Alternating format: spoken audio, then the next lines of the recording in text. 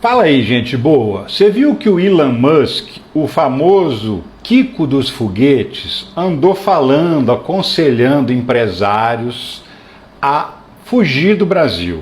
Investidores, nem pensem em colocar o seu dinheiro no Brasil, porque corre que é cilada, Bino. Segundo o Elon Musk, o Brasil não oferece segurança jurídica para os empresários, para os investidores trazer os dólares dele, os euros dele, os ienes deles aqui para o Brasil, né? E aí, é verdade? O Brasil vai mal, o Brasil é um problema para os investidores, o Brasil não dá resultado para quem investe dinheiro aqui, a economia está indo mal, estamos indo para o buraco, estamos virando uma Venezuela? Então, eu queria conferir com você alguns dos dados da economia brasileira para a gente chegar a uma conclusão juntos, eu e você, e analisar se o Elon Musk está com a razão ou se está falando bobagem, e não vai ser novidade se estiver falando bobagem, né? Por exemplo, acabou de sair, hoje saiu a notícia de que o PIB brasileiro, ou seja, a economia brasileira, cresceu 3,3% em um ano.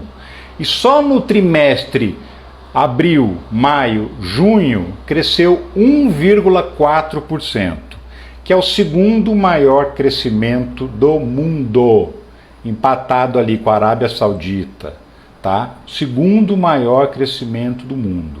O Brasil cresceu no segundo trimestre desse ano o dobro do crescimento da China, o dobro do crescimento dos Estados Unidos, o dobro do crescimento da Inglaterra, mais que o dobro do crescimento da França, da Itália. A Alemanha, então, nem se fala que ela nem cresceu, ao contrário, a economia deu uma recuadinha. Então, só esse detalhe já demonstra que a economia brasileira está crescendo e crescendo forte. E por quê? Porque a indústria cresceu e os investimentos cresceram. Ou seja, quem fabrica produtos está fabricando mais. Se está fabricando mais, deve ser porque está vendendo mais, né? E os investimentos significam o quê? São empresas que estão investindo em crescer, em aumentar o tamanho. É fábrica que está aumentando outras unidades ou que está fazendo crescer aquela unidade que já existe. É loja aumentando de tamanho. É empresa de prestação de serviço ampliando a empresa, contratando mais gente, porque tem que atender uma demanda cada vez maior, né? O investimento e o consumo das famílias também cresceu e isso puxou para cima o PIB, o Produto Interno Bruto, que é a economia do Brasil. E quando o consumo das famílias cresce, significa o quê?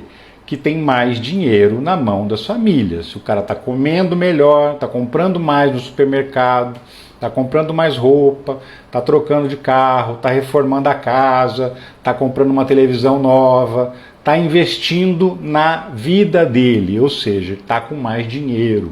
E por que ele está com mais dinheiro? Porque o desemprego despencou. O ano passado o desemprego caiu 20%.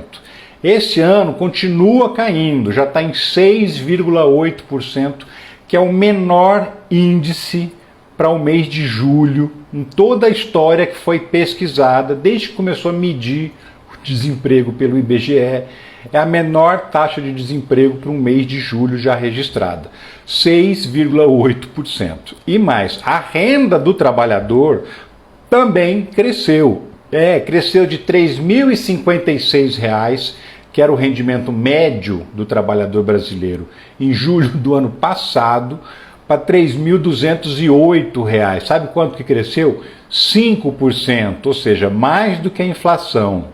Por quê? Porque o salário mínimo foi reajustado acima da inflação, porque os trabalhadores que negociam seus dissídios salariais estão conseguindo aumentos acima da inflação. E o que provoca isso? Justamente o fato de que o desemprego está caindo. Aí o empresário tem que pagar um pouco mais, senão ele não consegue atrair o trabalhador. Quando está cheio de desempregado, o trabalhador aceita o que vier, né? Bom para o milionário, péssimo para o trabalhador. Não é o que está acontecendo agora. A extrema pobreza caiu 40% em 2023.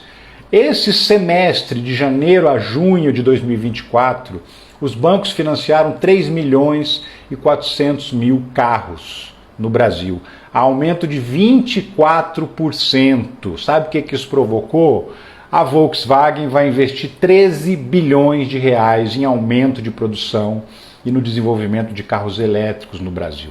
A indústria de autopeças vai investir 50 bilhões de reais para aumentar a produção de autopeças. Se somar todas as montadoras de veículos que já anunciaram investimentos no Brasil, já passa de 150 bilhões de reais que as empresas estão investindo aqui.